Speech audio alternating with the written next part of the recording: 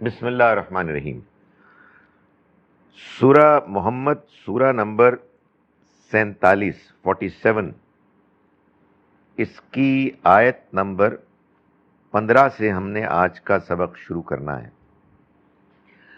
اس کے آغاز میں نے یہ گزارش کی تھی کہ یہ سورہ مبارکہ اور اگلی دو صورتیں یعنی سورہ فتح اور سورہ حجرات، یہ تین مدنی صورتیں ہیں، صورتوں کے 5ویں گروپ کی۔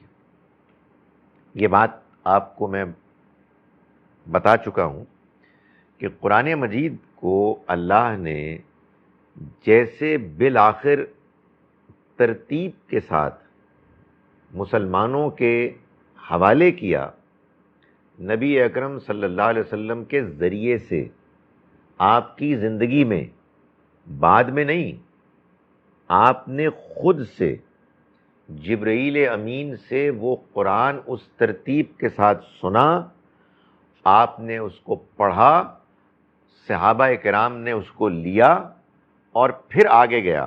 یہ ہمارے ہاں نہ جانے کہاں سے مشہور ہو گئی بات کہ صحابہ کرام نے آپس میں مشورہ کیا جی کہ اس کو ادھر ڈال دیں، اس کو ادھر ڈال دیں۔ ان کا یہ اختیار ہی نہیں تھا بھائی، یہ کام نبی صلی اللہ علیہ وسلم خود کر کے گئے تھے، قرآن نے اس کو بیان کیا ہے۔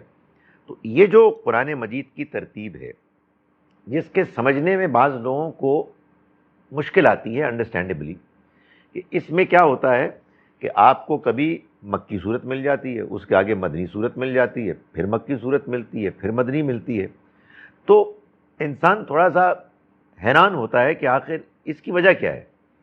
اس کا اب آپ یوں سمجھیے کہ تسلی بخش جواب سامنے آ گیا، بہت غور و فکر، تدبر، بار بار کے بیانات، ڈسکشنز، تنقید کے نتیجے میں، کہ قرآن مجید 7 واضح صورتوں کے گروپس میں منقسم ہے۔ ہر گروپ میں اللہ تعالیٰ نے اس بات کا لحاظ رکھا ہے کہ گروپ کا آغاز ہو کسی ایک یا ایک سے زیادہ مکی سورہ سے، اور گروپ کا اختتام ہو کسی ایک یا ایک سے زیادہ مدنی صورتوں پر۔ یوں مکی مدنی صورتوں کے 7 گروپس ہیں جو قرآن مجید میں موجود ہیں۔ قرآن گویا کہ ان پر مشتمل ہے۔ ہر گروپ کا اپنا ایک مضمون ہے نمایاں، اپنا ایک اس کا مزاج ہے، اور مکی صورتیں بھی اور مدنی صورتیں بھی مل کے اس کو بیان کرتی ہیں۔ چنانچہ پانچویں جو گروپ ہے صورتوں کا، اس کا آغاز ہوا سورہ سبا سے، سورہ نمبر 34، اور پھر اس میں بہت سی صورتیں اور آئیں، فاتر، یاسین، صافات، صاد، زمر، اور پھر زمر کے بعد ایک سلسلہ چلا حوامیم کا، 7 صورتیں جو حامیم سے شروع ہوتی ہیں۔ سو یہ جب ختم ہوئی تو اس کے بعد جیسا کہ ہر گروپ میں ترتیب ہے، مدنی صورتیں شروع ہو گئی۔ تو اب ہم اس گروپ کی مدنیات میں پہلی مدنی سورہ سورہ محمد پڑھ رہے ہیں، جس کے پہلی 14 آیات ہم پچھلے سبق میں، پچھلے سے مراد اس سے پچھلا، اس سے مراد پچھلا جو میرا پچھلا منگل نہیں ہے، کافی عرصہ ہو گیا، تو اس میں ہم نے جو بات دیکھی، میں نے بیان کی، وہ یہ تھی کہ اللہ تعالیٰ نے سورہ محمد اور سورہ فتح ان دونوں کو جوڑے کے طور پر پیش کیا۔ یہ بات بھی میں آپ کو بتا چکا ہوں کہ قرآن مجید کی اکثر صورتیں جوڑا جوڑا ہیں، اکثر یعنی 108 صورتیں 54 جوڑے بناتی ہیں۔ 6 صورتیں ہیں جو جوڑا نہیں ہیں، یونیک ہیں، جیسے سورہ فاتحہ ہے، جیسے سورہ نور ہے، جیسے سورہ احزاب ہے وغیرہ۔ تو جوڑا صورتوں میں ایک اور آپ کو رنگ شان نظر آتی ہے، اور وہ کیا ہے؟ وہ یہ ہے کہ 2 صورتیں مل کر ایک بڑے مضمون کو بیان کرتی ہیں۔ تو سورہ محمد اور سورہ فتح یہ جوڑا ہے.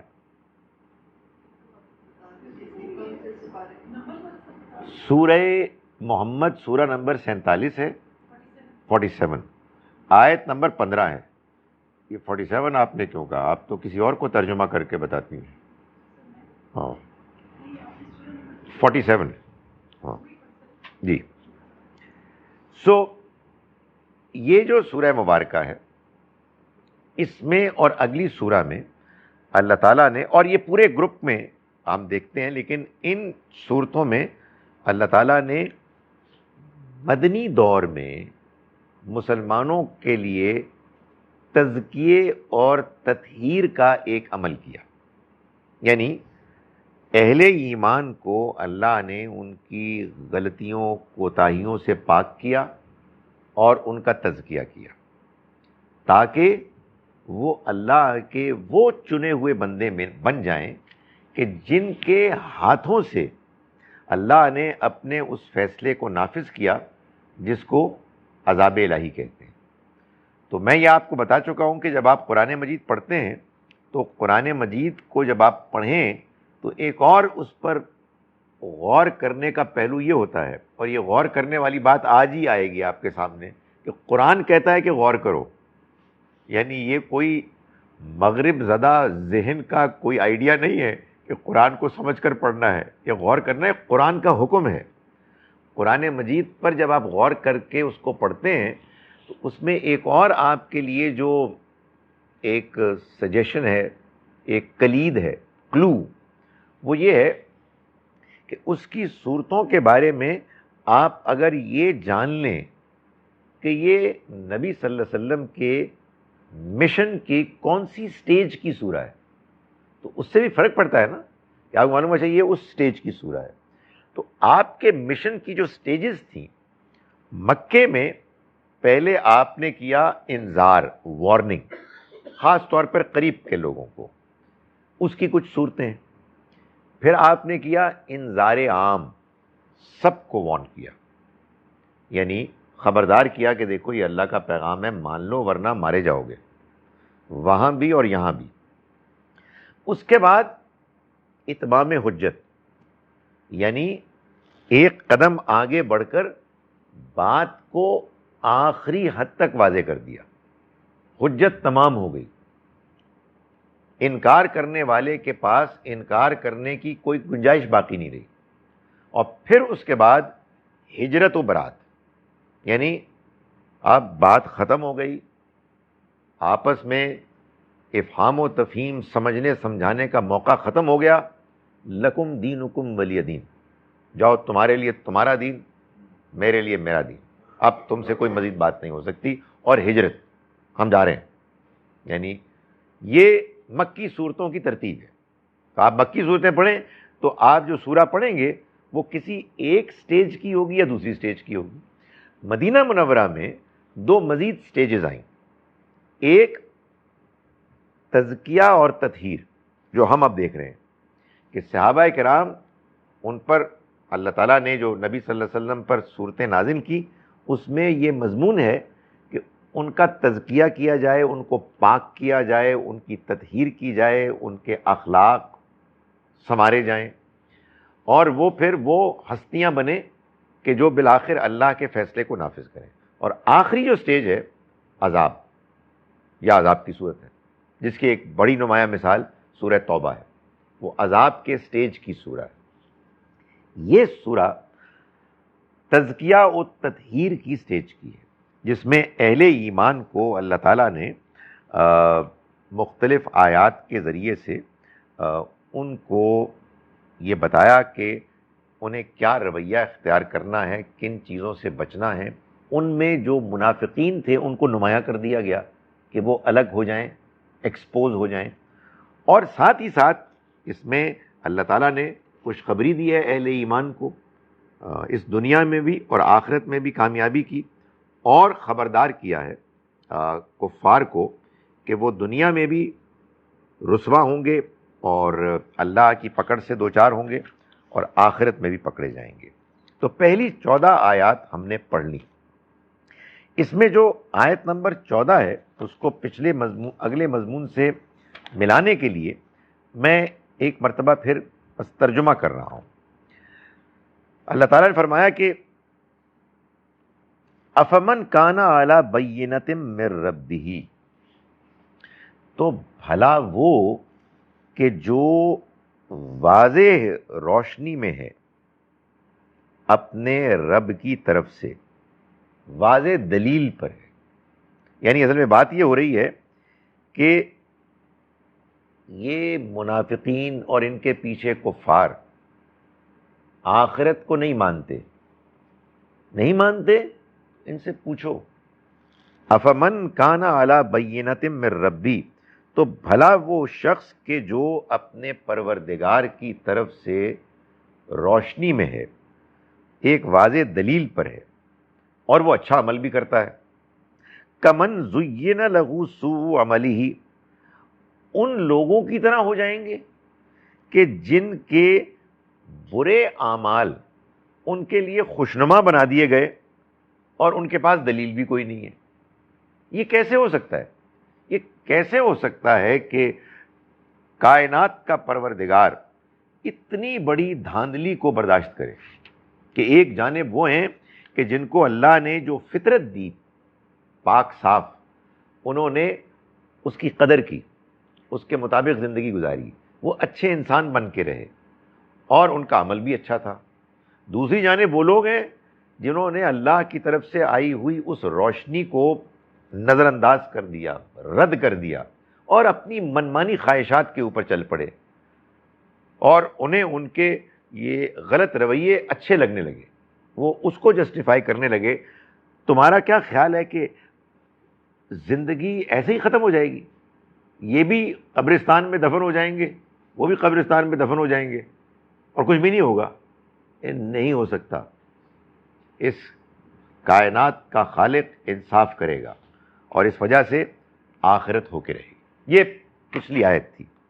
اب ظاہر آخرت کا ذکر آیا ہے نا، تو اب اللہ تعالیٰ نے اس میں جو ایک خوشخبری کا مضمون ہے اس کو بیان فرمایا. فرمایا مثل الجنت التی وعد المتقون، مثال جنت کی جس کا وعدہ کیا گیا ہے کن سے؟ ڈرنے والوں سے، جو اللہ سے ڈرتے ہیں غیب میں رہتے ہوئے.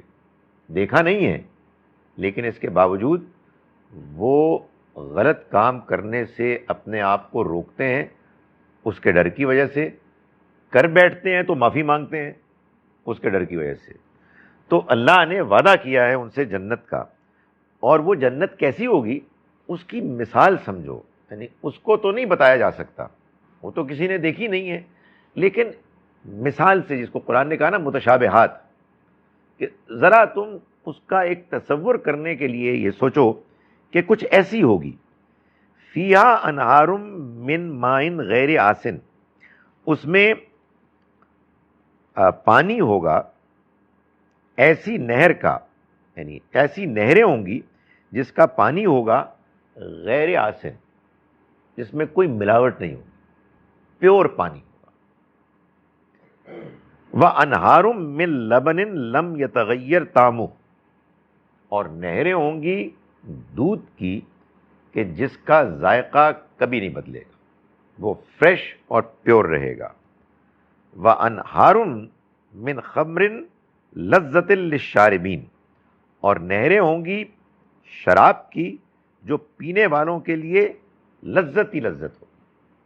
یعنی اس میں دنیا میں تو نشہ بھی ہوتا ہے اور اس میں کچھ ایول ہوتا ہے، وہ ختم ہوگا، اور اس کا جو پازیٹیو ایسپیکٹ ہے اس میں ایک انسان کو لذت حاصل ہوگی. وَأَنْهَارٌ مِّنْ عَسَلٍ مُّصَفًّى، اور نہریں ہوں گی شہد کی جو بالکل پاک صاف ہوگا ہر طرح کی آلائشوں سے. وَلَهُمْ فِيهَا مِنْ كُلِّ الثَّمَرَاتِ، اور ان کے لیے ہوں گے اس کے علاوہ بھی ہر قسم کے میوے، کھانے پینے کی چیزیں. وَمَغْفِرَةٌ مِّن رَبِّهِمْ، اور ان کو اپنے رب کی طرف سے مغفرت بھی ملے گی. دنیا میں انہوں نے اچھی زندگی گزاری، ایسا نہیں ہے کہ غلطیاں نہیں کی، کوتاہیاں ہوئی تھیں، چلتے چلتے گرے بھی تھے، مگر پھر اٹھ گئے، پھر چل پڑے، اللہ ان کو مغفرت دے گا. یعنی یہ اس لیے بتایا کہ ایک شریف آدمی کے اندر تو گلٹ ہوتی ہے کہ یار میں تو وہ کام کر چکا ہوں نہیں، لیکن پھر وہ شرمندہ ہوتا ہے، معافی مانگتا ہے. تو اللہ تعالیٰ فرماتے ہیں اس کے علاوہ ان کو یہ نعمتیں ملیں گی اور اپنے رب کی طرف سے مغفرت ملے گی.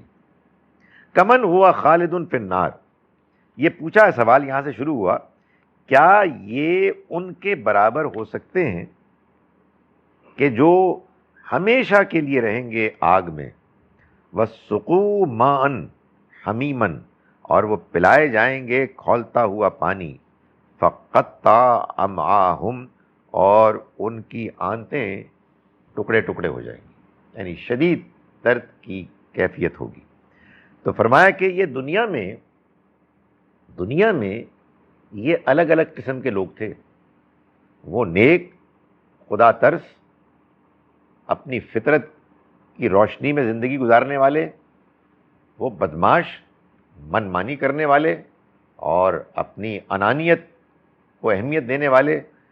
تو یہ جو فرق ہے دنیا میں تو سمجھدار آدمی دیکھ سکتا ہے یہ فرق، لیکن آخرت میں اس کائنات کا خالق یہ فرق ان کے نتائج کی شکل میں نمایاں کر دے گا. ان کی زندگی ہوگی، کیا بتائیں وہ کیا زندگی ہوگی. مثال سے سمجھو کہ تمہاری یہ جو نعمتیں ہیں نا جو تمہیں نظر آتی ہیں وہ وہاں اعلیٰ ترین شکل میں ہوں گی. یعنی جو مثالیں دی گئیں وہ دنیا کی مثالیں ہیں.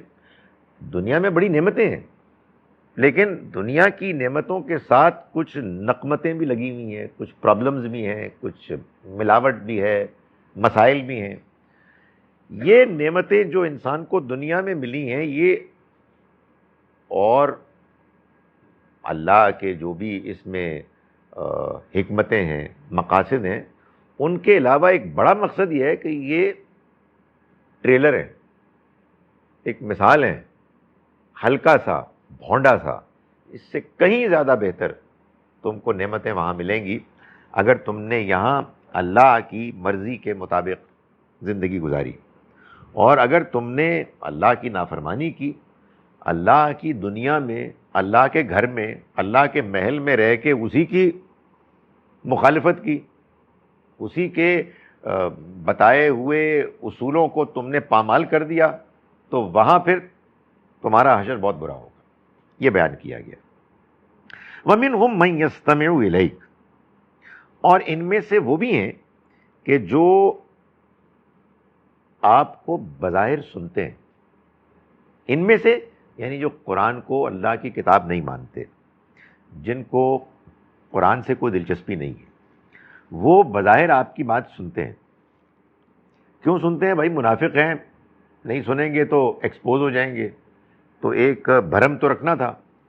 لیکن کیا ہے، حتیٰ اذا خرجوا من عندک، یہاں تک کہ جب وہ آپ کے پاس سے نکلتے ہیں، آپ کی مجلس میں آتے ہیں تو آپ محسوس کرتے ہیں کہ بڑے غور سے سن رہے ہیں، لیکن جب آپ کی مجلس سے نکل کر جاتے ہیں، قالوا للذین اوتوا العلم، تو وہ کہتے ہیں ان سے کہ جو علم دیے گئے، ماذا قال آنفا، یہ انہوں نے ابھی کیا کہا تھا، what did he say؟ اب اس میں دو امکانات ہیں. ایک امکان یہ ہے کہ بیٹھے ہوتے ہیں، بڑا انٹرسٹ کوئی نہیں ہوتی، زبردستی، جیسے اسٹوڈنٹس کو کچھ کلاسز پڑھنی ہوتی ہیں، بیٹھ گئے، پٹائی ہوگی ورنہ فائن لگ جائے گا، نکال دیں گے، تو مجبوراً بیٹھے ہوئے ہوتے ہیں.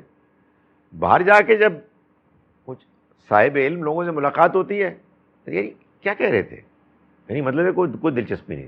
یعنی آدمی سوچے اللہ کے پیغمبر خود بنفس نفیس موجود ہیں، اللہ کا کلام نازل ہو رہا ہے، گویا کہ بھائی اللہ تعالیٰ خود تو نہیں آئیں گے، اللہ نے اپنے بات کو پہنچانے کے لیے جو بندوبست کیا ہے اس نے اپنے بندے چنے ہیں، وہ آپ کے سامنے موجود ہیں، اور یہ کہتے ہیں یہ کیا کہہ رہے تھے، یعنی کوئی دلچسپی نہیں.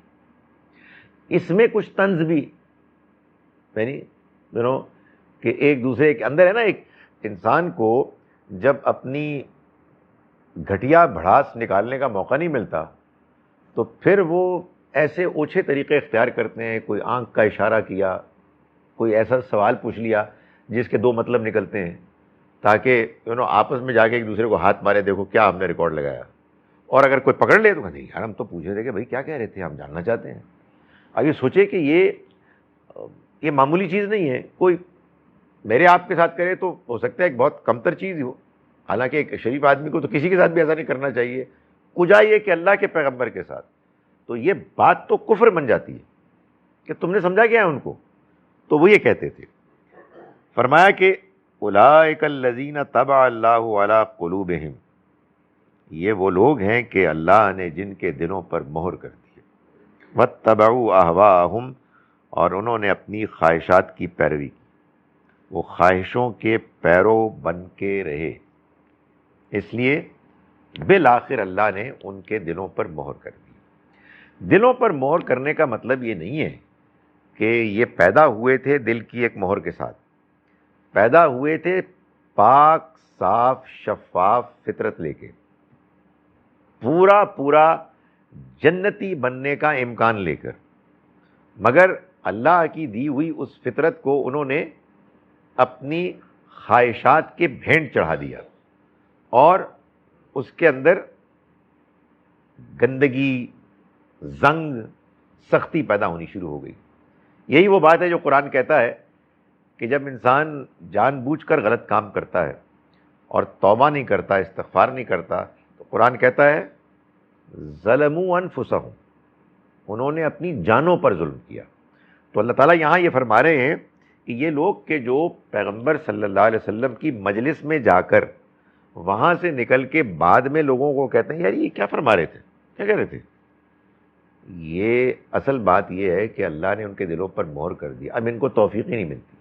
اور کیونکہ فرمایا کہ واتبعوا اہواء، خواہشات کی پیروی۔ خواہشات کی پیروی کرنے کا مطلب یہ نہیں ہے کہ آپ اپنی خواہش کی پیروی نہیں کریں، بھائی خواہشات ہی لے کے دنیا میں آئے ہیں، کھانا بھی خواہش ہے، پینا بھی خواہش ہے، بہت سے کام خواہش میں کرتے ہیں۔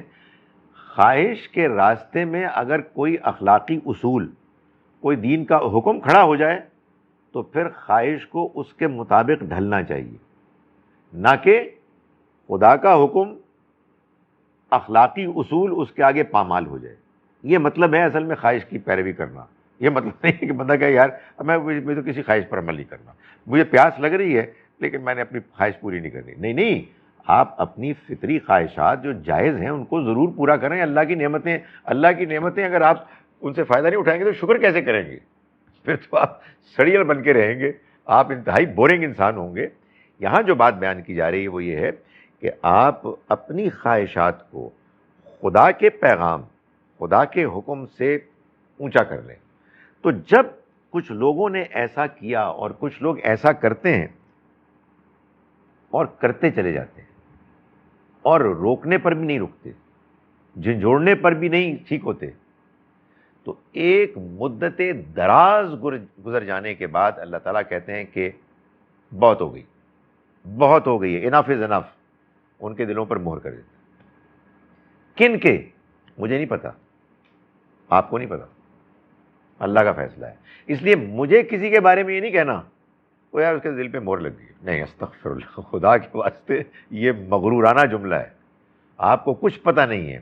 نبی صلی اللہ علیہ وسلم نے ایک حدیث میں ایک شاندار ایک نصیحت کی اور یہ بتایا کہ دیکھو تمہیں کچھ نہیں معلوم، ایک بندہ اپنے گناہگار زندگی گزارتے گزارتے ایسا لگتا ہے کہ جہنم کے اتنے قریب آ گیا کہ جیسے دو انگلیاں ایک دوسرے سے دور ہوتی ہیں، اور پھر پلٹا کھاتا ہے اور اللہ تعالیٰ اس کو ہدایت دیتا ہے اور وہ جنتی بن جاتا ہے۔ اور یہی حال کسی بظاہر نیک آدمی کا ہے، آپ دیکھتے ہیں کہ یار یہ تو عبادت کرتے ہوئے، نیکی کرتے ہوئے اتنا آگے بڑھ گیا ہے کہ بس اس کے اور جنت کے درمیان دو انگلی ہے، جیسے دو انگلیوں میں فاصلہ ہوتا ہے، اور پھر وہ غلط رویہ اختیار کرنے لگتا ہے۔ تو یہ میرے اور آپ کے لیے نہیں ہے، یہ اللہ اپنے پیغمبر کو بتا رہا ہے۔ کیوں؟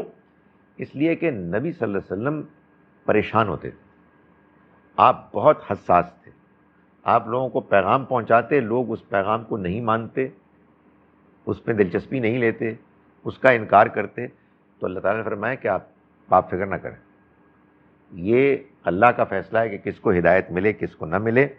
جو لوگ اللہ کے پیغام کی ناقدری کرتے ہیں اور جان بوجھ کر ناقدری کرتے چلے جاتے ہیں، تو ایک وقت آتا ہے کہ جب ان کے دل پر مہر لگ جاتی ہے، وہ میں اور آپ نہیں بتا سکتے۔ اب ہم کانفیڈنٹلی کہہ سکتے ہیں کہ ابو جہل ابو لہب کے مہر لگ گئی تھی، فرعون کے مہر لگ گئی تھی، ابھی کسی کے لگی ہے سوال ہی پیدا نہیں ہوتا۔ یعنی ہم کسی کے دل میں نہیں جھانک سکتے، ہم نے عاجز بندوں کی حیثیت سے اللہ کا پیغام پیش کرنا ہے، خبردار کرنا ہے، اپنے آپ کو بھی کرنا ہے، اوروں کو بھی، کہ یار دیکھو ایسا نہ ہو کہ دل سخت ہو جائے، مہر لگ جائے، ایسا نہ ہو۔ فرمایا کہ والذین اہتدوا، اور وہ لوگ کہ جنہوں نے ہدایت کا راستہ اختیار کیا، زادہم ہدا، اس نے ان کی ہدایت بڑھا دی، وآتاہم تقواہم، اور اس نے ان کو تقوی دیا، تقوی عنایت فرمایا۔ یہ اب اسی قانون کا دوسرا پہلو، جو ہدایت کی ناقدری کرے گا تو ایک موقع آ سکتا ہے کہ جب اس کو ہدایت سے محروم کر دیا جائے اور مہر لگ جائے، اور جو ہدایت کی قدر کرے گا، ہدایت کی جستجو کرے گا، جو ملی ہے ہدایت اس کو وہ اہمیت دے گا، تو اللہ تعالیٰ اس کی ہدایت میں اضافہ کریں گے، وہ اللہ کے دین کو سمجھنے میں زیادہ محسوس کرے گا، کمفرٹیبل ہے، وہ نیکی کے کاموں میں آگے بڑھے گا، اس کو اللہ کی طرف سے آئے ہوئے پیغام میں دلچسپی پیدا ہوگی، ہدایت میں اضافہ ہوگا، اور وہ یعنی اللہ اس کو تقوی دے گا۔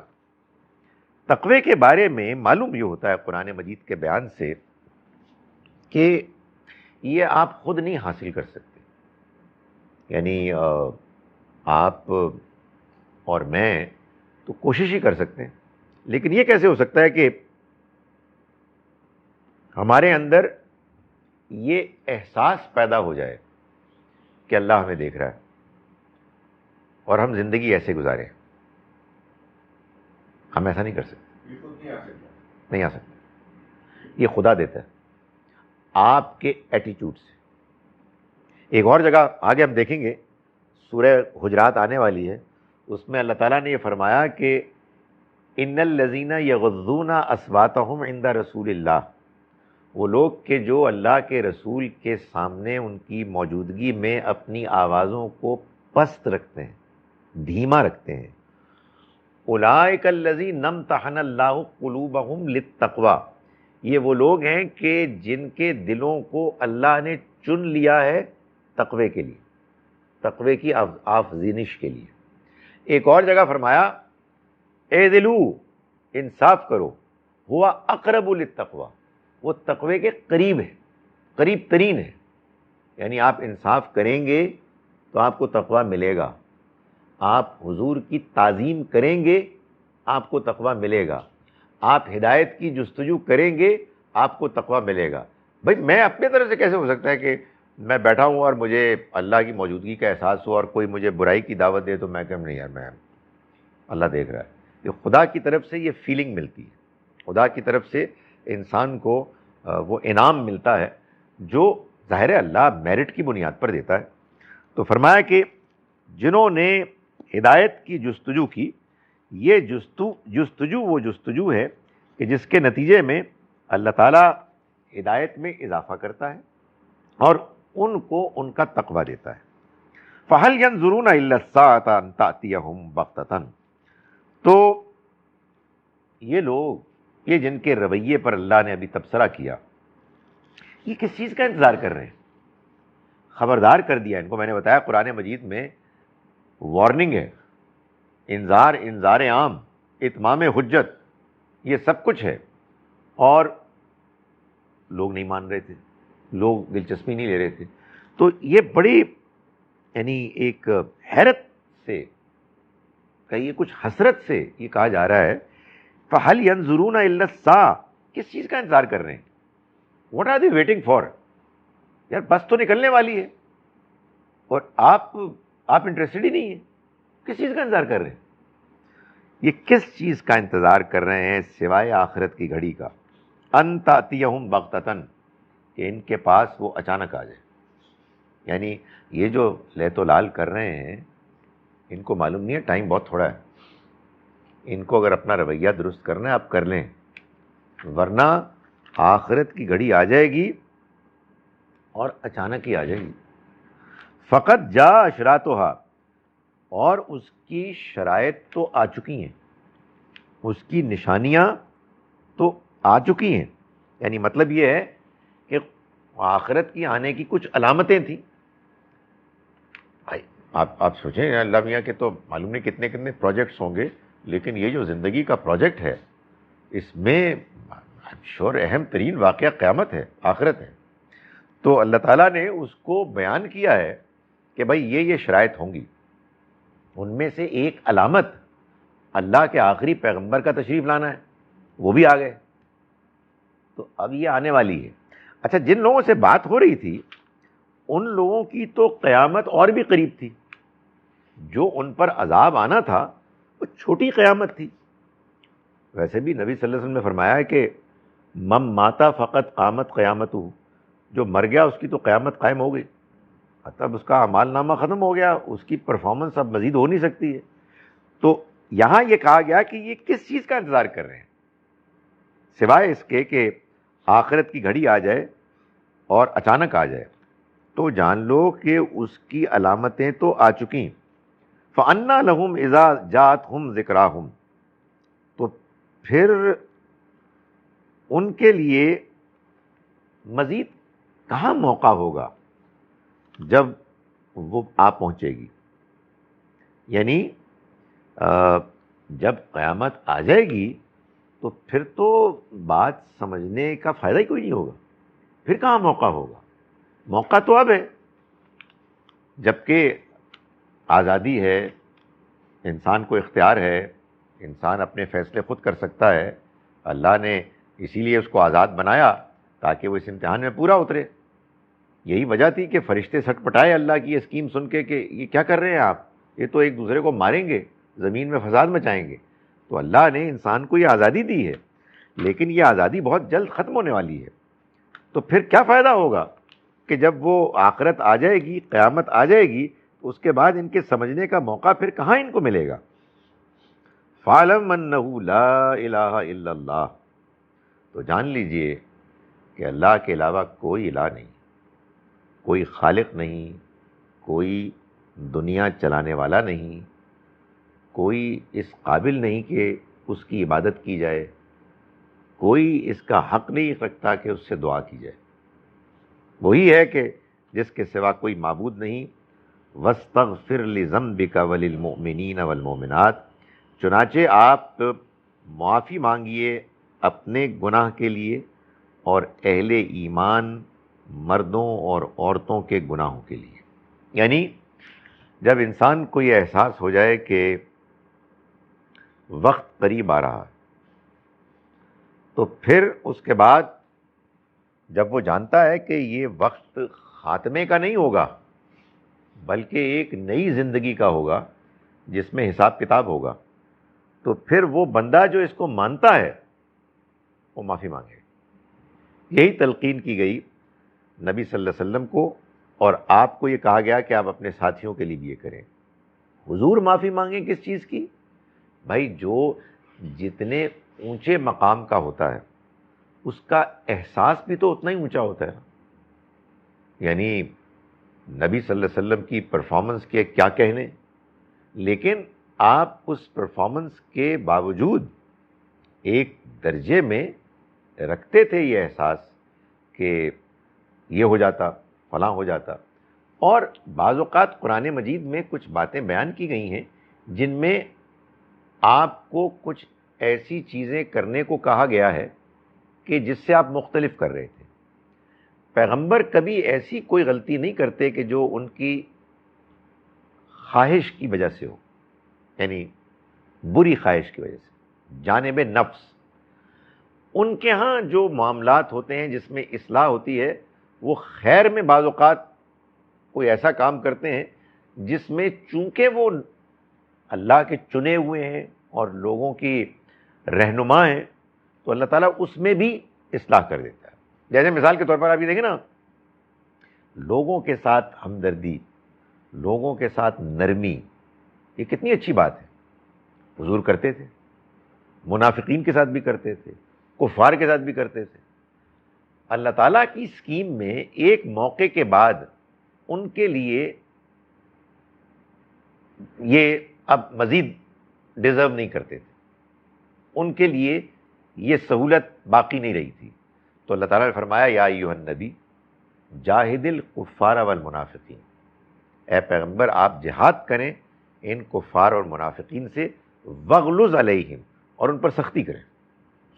یہ ہوتا تھا. تو ظاہر ہے وہ جو احساس ہے نبی صلی اللہ علیہ وسلم کے اندر، اس میں آپ اللہ سے اپنے اعلیٰ ترین درجے کے پیش نظر معافی مانگتے. اور یہ بھی کہا گیا کہ آپ اہل ایمان مردوں اور عورتوں کے لیے بھی معافی مانگیں. یہ کیا ہے؟ یہ وہی ہے جس کو آپ کہتے ہیں شفاعت، سفارش. یعنی آپ نے اچھی پرفارمنس دکھائی، آپ دنیا میں دنیا کو ایک امتحان کی جگہ سمجھ کے آپ نے زندگی گزاری، کوتاہیاں ہوئیں جن پہ آپ نے معافی بھی مانگی، لیکن بہرحال غلطی تو ہوئی نا. تو اللہ تعالیٰ اس کے لیے ایک تو توبہ استغفار پر ہی معاف کر دیں گے، لیکن یہ بھی معلوم ہوتا ہے کہ نبی صلی اللہ علیہ وسلم دعا کریں گے، اور یہ دعا ہے جو اصل میں شفاعت ہے. وہاں بھی یہی دعا ہوگی جس کو سفارش کہتے ہیں، شفاعت. تو اس کا اللہ تعالیٰ نے آپ کو حکم دیا، آپ کو ہدایت دی. واللہ یعلم متقلبکم ومثواکم، اللہ خوب جانتا ہے تمہارے آنے جانے کے موقعوں کو، جگہوں کو. یعنی آپ کہاں جاتے ہیں، آپ کہاں سے آتے ہیں. یعنی مطلب یہ ہے کہ یہ جو پکڑ کا ذکر ہے پیچھے کہ آخرت آ جائے گی، اچانک آ جائے گی، یہ آپ کے لیے نہیں ہے. یعنی آپ پریشان نہ ہوں. آپ پریشان ہوتے تھے، یہ بات ہے. جو آدمی حساس ہوتا ہے تو اس کے اندر تو اس کا احساس ہوتا ہے کہ بھائی وہ اللہ کی پکڑ آنے والی ہے، اللہ تعالیٰ ہمیں محفوظ رکھے.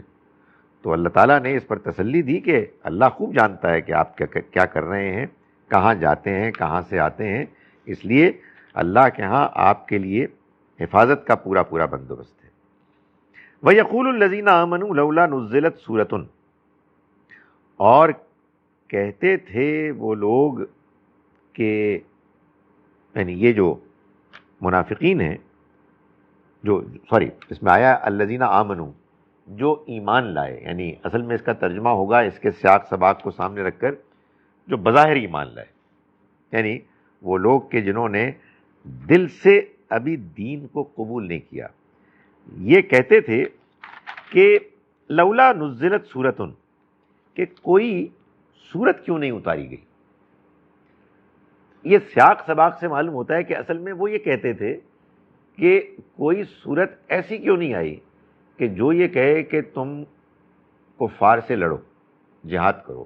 کیونکہ یہ سورہ مبارکہ اس زمانے کی سورہ ہے جس میں وہ جہاد ابھی شروع ہونے والا تھا، جو اس لیے کیا گیا کہ اللہ کے انکار کرنے والے کفار پر اللہ کی سزا کو نافذ کیا جائے. تو اللہ تعالیٰ فرماتے ہیں کہ یہ منافقین کہ جن کو اللہ تعالیٰ یہاں نمایاں کر رہے ہیں، یہ کہتے ہیں کہ کوئی سورت کیوں نہیں نازل ہوئی. یعنی مطلب یہ ہے کہ آپ ہم کو کہہ رہے ہیں کہ کوئی جہاد ہونے والا ہے تو قرآن نازل ہو رہا ہے، تو قرآن آئے اور حکم دے. ظاہر ہے وہ یہ امپریشن کریٹ کرتے تھے کہ ایسا نہیں ہے کہ ہم انٹرسٹڈ نہیں، ہم بڑے مخلص لوگ ہیں، خدا کا حکم آئے گا ہم حاضر ہیں سر آنکھوں پر، ہم اس کے لیے لبیک کہتے ہوئے آگے بڑھیں گے. فرمایا فَإِذَا أُنزِلَتْ سُورَةٌ مُحْكَمَةٌ، پھر جب ایک واضح صورت نازل ہو گئی، وَذُكِرَ فِيهَا الْقِتَالُ، اور اس میں قتال جہاد کا بھی ذکر تھا. اسی سے معلوم ہوتا ہے پیچھے بھی جو بات ہے وہ اصل میں قتال جہاد کی ہو رہی ہے. رأیت الذین فی قلوبہم مرض، تو تم دیکھتے ہو ان لوگوں کو کہ جن کے دلوں میں بیماری ہے، مرض ہے، ینظرون الیک نظر المغشی علیہ من الموت، کہ تم دیکھتے ہو کہ وہ تمہاری طرف اس طرح سے دیکھ رہے ہیں جس طرح کوئی ایسا شخص دیکھتا ہے جس پر موت کی غشی طاری ہو گئی، یعنی باپ رے باپ مارے گئے تو یہ تو سیریس بات ہوگی، اب تو ہمیں میدان جنگ میں اترنا پڑے گا۔ تو فرمایا کہ یہ معاملہ ہے ان کا، جب تک تو کوئی کلیئر آیت نازل نہیں ہوئی تھی اس وقت تک بڑے زور و شور سے کہتے تھے کہ بھائی کوئی بات کیوں نہیں آئی ہے۔ جب اللہ تعالیٰ نے باقاعدہ آیات نازل کر دی جو محکم ہیں، واضح ہیں، تو ان لوگوں کو تم دیکھتے ہو کہ جن کے دلوں میں مرض ہے۔ مرض سے کیا مراد ہے؟ حسد، کینہ، جس کے نتیجے میں منافقت اور کمزوری جو انسان کے اخلاق کو، اس کے ایمان کو بری طرح سے متاثر کرتی ہیں۔ تو جن کے دلوں میں مرض ہے تم دیکھتے ہو کہ وہ تم کو دیکھتے ہیں اس شخص کے دیکھنے کی مانند کہ جس کے اوپر موت کی غشی طاری ہو گئی۔ فَأَوْلَىٰ لَهُمْ، تو پھر ان پر افسوس، برا ہو ان کا، افسوس ہے ان پر۔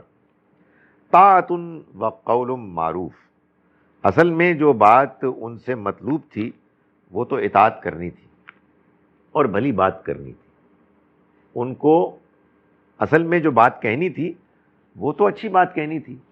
یہ کہاں سے ان کے اندر یہ سازشی ذہن پیدا ہو گیا، منافقت پیدا ہو گئی؟ جو اللہ تعالیٰ اپنے بندوں سے چاہتا ہے وہ یہ ہے کہ اللہ کا حکم آئے وہ اس کی اطاعت کریں اور اچھی بات کریں۔ اچھی باتوں میں سے ایک اچھی بات یہ ہے کہ وہ کہیں جی ہم سنا ہم نے اور ہم نے عمل کیا، وی آر ہیئر۔ فرمایا وَإِذَا عَزَمَ الْأَمْرُ، پھر جب وہ کوئی کسی معاملے کا فیصلہ ہو جاتا ہے، یعنی کوئی قطعی بات ہو جاتی ہے، فَلَوْ صَدَقُوا اللَّهَ لَكَانَ خَيْرًا لَهُمْ، تو اگر یہ اللہ کے ساتھ سچے ہوتے تو ان کے لیے بہتر ہوتا۔ یعنی اگر معاملہ قطعی ہو جائے گا، اگر اللہ کے ہاں فیصلہ ہو جائے گا تو پھر ان کو اس بات کا اندازہ ہوگا، ان کو اس کا احساس ہوگا کہ اگر یہ ٹھیک رہتے تو ان کے لیے بہتر تھا، یعنی یہ صحیح رویہ اختیار کرتے تو کتنا اچھا ہوتا۔ جب اللہ فیصلہ فرمائے گا اور لوگوں کو وہ سامنے رکھ کے طے کرے گا کہ ان کا یہ انجام ہے، ان کا یہ فیصلہ ہے، اس وقت انہیں احساس ہوگا کہ اگر یہ اللہ کے ساتھ سچے ہوتے تو کتنا اچھا ہوتا، ان کا معاملہ کتنا بہتر ہوتا۔ فَهَلْ عَصَيْتُمْ إِن تَوَلَّيْتُمْ، تو اگر تم نے منہ موڑا، پھیر لیا، یہ اب خطاب کیا جا رہا ہے ان سے، یہی منافق لوگ۔ فَهَلْ عَصَيْتُمْ، تو کیا امکان ہے کہ اگر تم نے منہ موڑا، ان تفسدوا فی الارض، سوائے اس کے کہ تم زمین میں فساد مچاؤ گے، وتقطعوا ارحامکم، اور تم رحمی رشتوں کو توڑو گے۔ یعنی مطلب یہ ہے کہ ان لوگوں کا حال یہ ہے کہ اگر آپ ان کو چھوڑ دیں اور یہ چلے جائیں اپنی بستیوں میں، اپنے علاقوں میں، تو انہوں نے زمین میں فساد مچانا ہے اور انہوں نے رشتہ داریوں کو توڑنا ہے۔ وہ باتیں جن کو اللہ تعالیٰ چاہتا ہے کہ ان کو ٹھیک کیا جائے، استوار کیا جائے، یہ اصل میں وہی بات ہے جو قرآن بار بار کرتا ہے کہ آپ ایمان والے ہوتے ہیں اس وقت کہ جب آپ اللہ کی بتائی ہوئی اخلاقی باتوں کو، اخلاقی اصولوں کو اختیار کرنے والے ہوتے ہیں۔ آپ کو ایمان نصیب ہوتا ہے آپ کے صحیح اخلاقی رویے کے نتیجے میں۔ تو یہاں یہ بتایا جا رہا ہے کہ ان کے ہاں تو ایمان ہی نہیں ہے۔ کیوں؟ اس لیے کہ ان کے یہاں اخلاق نہیں تھا۔ چنانچہ جب یہ تم سے نکل کے جائیں گے اپنے، تو کیا کریں گے؟ زمین میں فساد مچائیں گے، رشتہ داریاں توڑیں گے. ان سے کسی اور چیز کی توقع نہیں ہے، اس لیے کہ ان کے اندر تمہاری صحبت اور اس ماحول سے انہیں کوئی فائدہ نہیں ہوا، ان کے اندر ایمان داخل ہی نہیں ہوا. اس لیے کہ ایمان کا داخلہ وہ تو ہوگا جب انسان صحیح رویہ اختیار کرے گا، خدا کے پیغام کو سمجھے گا، اور دھیرے دھیرے اس کے اندر اللہ کے دین، اس کے ایمان کی روشنی داخل ہوگی. میں اسی لیے گزارش کرتا ہوں کہ بھائی مسلمان پیدا ہو گئے ہیں تو اس کا کوئی مطلب نہیں ہے سوائے اس کے کہ اب آگے بڑھو، سمجھو، اور اس کے نتیجے میں جو ہدایت تم کو اپنے ماحول میں ملی ہے اس ہدایت سے فائدہ اٹھا کے اپنے آپ کو ایمان کی روشنی سے منور کرو، ورنہ کچھ بھی نہیں ہے. بھائی یہ لوگ جن کے بارے میں گفتگو ہو رہی ہے یہ مسلمان تھے، and by the way converted Muslims تھے، یہ پیدائشی مسلمان نہیں تھے، وہ منافق تھے. مطلب ایسی مصیبت پڑ گئی تھی ان کو، اب کیا کریں. تو اللہ تعالیٰ ان کے بارے میں کہہ رہے ہیں کہ یہ ان کا حال یہ ہے کہ آپ سے نکلیں گے اور گھٹیا حرکتیں کریں گے، زمین میں فساد مچائیں. تو آپ بھلا بتائیں کہ جو آدمی اپنے آپ کو مسلمان کہتا ہے اور یہ حرکتیں کر رہا ہے تو پھر اس کے بارے میں کیا کہیں گے؟ قرآن تو یہی کہہ رہا ہے کہ نہیں، یہ معتبر ہے ہی نہیں. جب تک کہ آپ اپنا رویہ ٹھیک نہ کریں، اپنے رویے کو درست کریں، اپنے اخلاق سنواریں، تو اس کے نتیجے میں آپ کے اندر ایمان پیدا ہوگا. اولئک الذین لعنہم اللہ، یہ وہ لوگ ہیں کہ اللہ نے جن پر لعنت کر دی. فَأَصَمَّهُمْ وَأَعْمَى أَبْصَارَهُمْ، تو ان کے کانوں کو اس نے بہرا کر دیا اور ان کی آنکھوں کو اندھا کر دیا. یعنی وہ بہرا نہیں کہ جس میں آواز نہیں آتی، وہ بہرا پن کہ جس میں آواز تو آتی ہے لیکن حق بات، ہدایت کی بات اپیل نہیں کرتی، متاثر نہیں کرتی. اور وَأَعْمَى أَبْصَارَهُمْ، اور اس نے ان کی آنکھیں اندھی کر دی. یعنی آدمی دیکھتا ہے لیکن صحیح بات کو نہیں دیکھتا، عبرت نہیں پکڑتا. افلا یتدبرون القرآن، تو پھر کیا یہ قرآن پر غور نہیں کرتے؟ ام علی قلوب اقفالها، یا ان کے دلوں کے اوپر تالے پڑے ہوئے، ان کے دلوں پر قفل لگ گئے ہیں. یہ قرآن مجید نے بات، یہ آیت دو جگہ آئی ہے، ایک یہاں آئی ہے اور ایک سورہ نساء میں آئی ہے. سورہ نساء کی آیت نمبر 82 میں یہی بات بیان فرمائے، افلا یتدبرون القرآن. تو کیا یہ قرآن پہ غور نہیں کرتے؟ معلوم یہ ہوا کہ قرآن غور کرنے کے لیے آیا. اور دونوں جگہ پتہ کیا بات بیان کی گئی ہے؟ یہ بیان کی گئی ہے کہ یہ ایمان سے محروم کیسے ہیں، ان کو ایمان نصیب کیوں نہیں ہوا؟ یہ قرآن پہ غور نہیں کرتے. کیا مطلب ہے؟ یعنی مطلب یہ ہے کہ آپ قرآن پڑھیں گے، خدا کی کتاب پڑھیں گے تو آپ کو ایمان نصیب ہوگا، آپ اس پر غور کریں گے تو آپ کو ایمان نصیب ہوگا. اچھا، وہاں سورہ نساء میں تو اللہ تعالیٰ نے اس میں ایک اور لیول کی بات کی کہ یہ قرآن پہ غور نہیں کرتے. وہاں بھی منافق زیر بحث ہے. اگر یہ اللہ کے علاوہ کسی اور کی طرف سے ہوتا تو یہ اس میں بہت اختلاف، تضاد دیکھتے. قرآن میں کوئی تضاد ہے ہی نہیں. کیوں؟ اس لیے کہ اللہ کی کتاب ہے. آپ کو پتہ کیسے لگے گا؟ غور کر کے. غور کرنا پتہ کیا ہے؟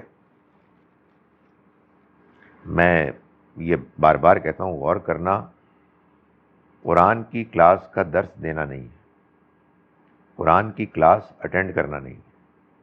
غور کرنا یہ ہے کہ آپ الگ سے بیٹھیں، قرآن کو پڑھیں سمجھ کے اور رک کے سوچیں قرآن کیا کہہ رہا ہے، میں اس پر کتنا پورا اتر رہا ہوں، میں نے کتنی بات سمجھی. اس کے نتیجے میں آپ محسوس کریں گے کچھ دیر کے بعد کہ آپ کو اللہ تعالیٰ کی صحبت مل رہی. میں آئی ایم ناٹ ایگزیجریٹنگ. آپ یہ محسوس کریں گے آپ اللہ کی باتیں کر رہے ہیں. آپ یہ کہہ رہے ہیں خدایا آئی ایم سوری، یہ تو میں نہیں کر رہا، میں تو نہیں اس پہ پورا اتر رہا. یہ ہے تدبر. نبی صلی اللہ علیہ وسلم قرآن پڑھتے تھے تدبر کے ساتھ، نماز میں پڑھتے تھے تدبر کے ساتھ، رسپونڈ کرتے تھے اس کو، اور ادروائز بھی. تو یہ منافقین سے بات کرتے کرتے اللہ تعالیٰ یہ فرما رہے ہیں کہ کیا چکر ہے، کیا وجہ کیا ہو رہی ہے، what's going on. Allow me to say what is this nonsense, یہ کیا ہو رہا ہے، یہ کیا قرآن پہ غور نہیں کرتے، کیا ان کے دلوں پر تالے چڑھ گئے ہیں؟ تالے یعنی وہی برائی، حسد، نفرت، دوسرے کے ساتھ زیادتی کرنا، ناجائز خواہشات کو اپنے اوپر غالب کر لینا. تو اگر یہ کریں تو ان کو سمجھ میں آ جائے اللہ کا کلام ہے، ان کا دل صاف ہو جائے گا. ان الذین ارتدوا علی ادبارہم من بعد ما تبین لہم الہدی، یقیناً وہ لوگ کہ جو پھر گئے، ارتدوا علی ادبارہم الٹے پاؤں پھر گئے، من بعد ما تبین لہم الہدی، اس کے بعد کہ ان پر ہدایت واضح ہو گئی. یار یہ کتنی مرتبہ اللہ میاں کہتے ہیں، پتہ نہیں کیوں ہمیں سمجھ میں نہیں آتی. ان لوگوں کو ہم رگڑتے ہیں، برا بلا کہتے ہیں، لعنت بھیجتے ہیں جن کو ہم نے قرآن پہنچایا ہی نہیں. خدا تعالیٰ جن کو کنڈیم کرتا ہے نا، وہ پتہ ہے کون لوگ ہیں؟ جن پر ہدایت واضح ہو گئی اور اس کے باوجود وہ انٹرسٹڈ نہیں ہیں. اپنے نخرے ہیں ان کے غرور ہیں، وشفل تھنکنگ، غلط فہمیوں کی دنیا میں رہتے ہیں. اللہ تعالیٰ یہاں کہہ رہے ہیں کہ وہ لوگ کہ جو اپنے پیروں کو موڑ کر انہوں نے الٹے پاؤں چل پڑے ہیں، اس کے بعد کہ ان پر ہدایت واضح ہو، یعنی ہدایت ان کے سامنے پیش کی گئی مگر انہوں نے انٹرسٹ ہی ظاہر نہیں کی. کیوں نہیں ظاہر کی؟ اس لیے کہ ان کو وہاں دولت، شہرت، کانٹیکٹس، عیش، مزے مل رہے تھے. تو ان کا یار پتہ نہیں یہ ٹھیک بھی نکلتا ہے کہ نہیں نکلتا. اپنے نقد کو بھی چھوڑیں اور معلوم ہو ادھار میں کچھ بھی نہیں ہے، تو یار اس کو کریں. چھوڑ دیا انہوں نے. تو فرمایا کہ جو یہ کرتے ہیں اپنے الٹے پیر چلے جاتے ہیں حالانکہ ان پر ہدایت واضح ہو گئی.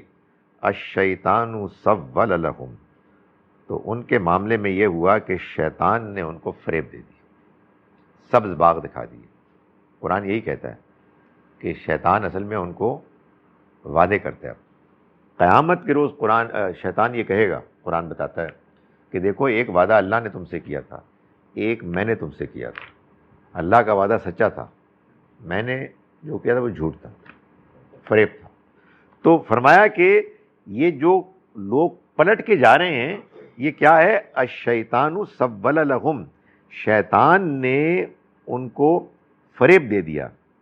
وَأَمْلَا لَهُمْ، اور اللہ نے ان کو ڈھیل دی. یہ ہوا کیا ہوا کہ وہ عیش کرتے ہیں اور پکڑے نہیں جاتے. کیوں نہیں پکڑے جاتے؟ اللہ تعالیٰ ان سے خوش ہے؟ نہیں، اللہ ڈھیل دیے. تو یہ ان کے ساتھ معاملہ ہوا، جس کے بعد صورتحال یہ ہو گئی کہ اب وہ پکڑے گئے.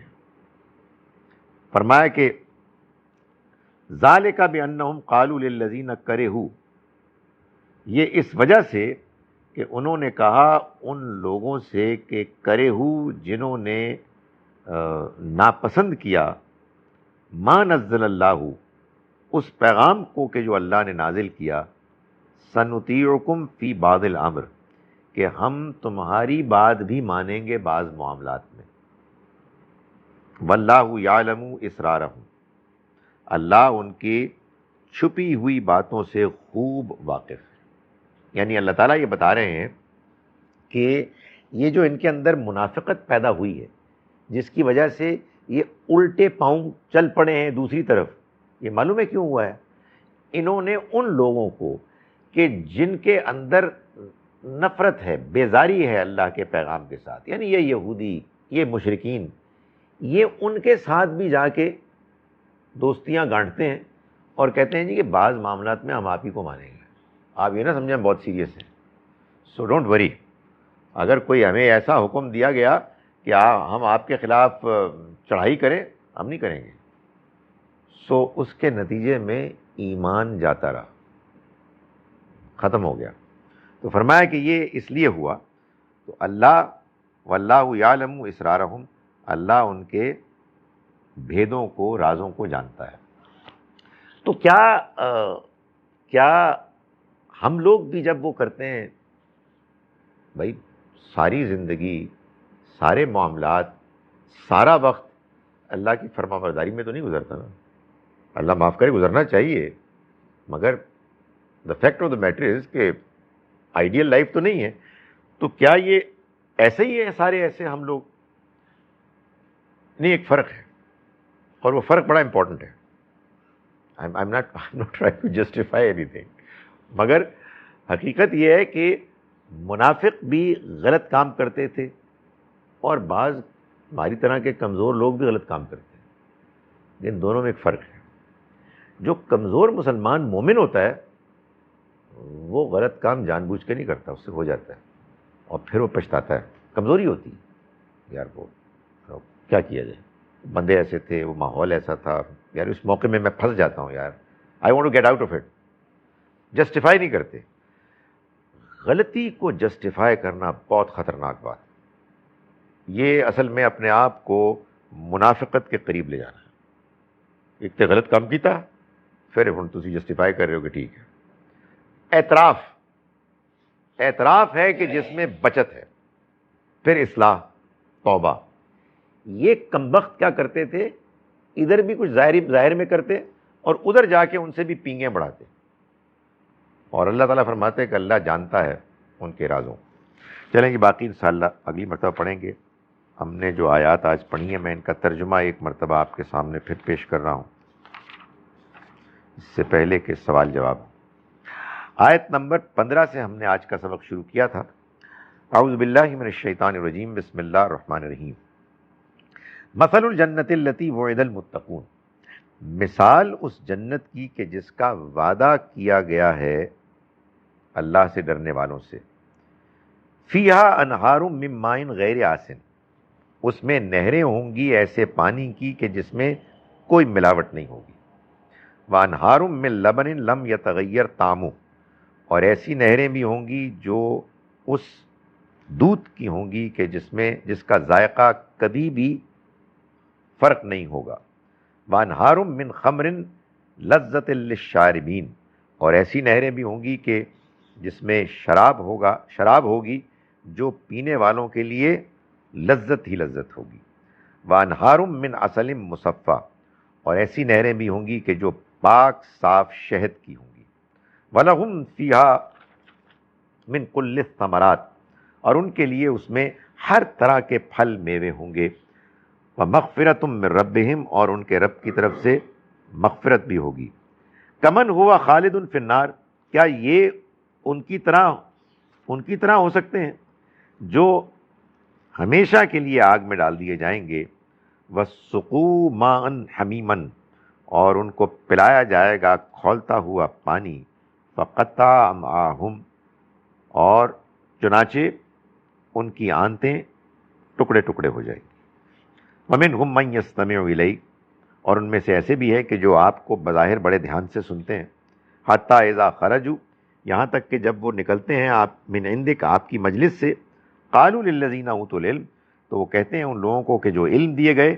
ماذا قال آنفا، یہ ابھی انہوں نے کیا کہا تھا. اولئک الذین طبع اللہ علی قلوبہم، یہ وہ لوگ ہیں کہ اللہ نے جن کے دلوں پر مہر کر دی. واتبعوا اہواءہم، اور انہوں نے اپنی خواہشات کی پیروی کی. والذین اہتدوا، رہے وہ لوگ کہ جنہوں نے ہدایت کے لیے جستجو کی.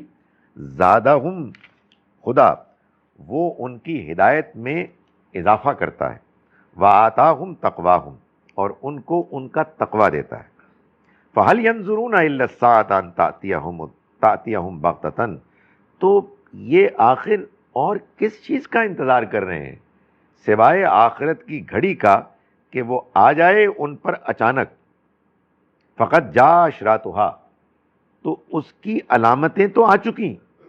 فَأَنَّىٰ لَهُمْ إِذَا جَاءَتْهُمْ ذِكْرَاهُمْ، تو جب وہ آ جائے گی تو اس کے بعد یاد دہانی سمجھنے کا موقع کہاں ہوگا، فائدہ کیا ہوگا اس کا.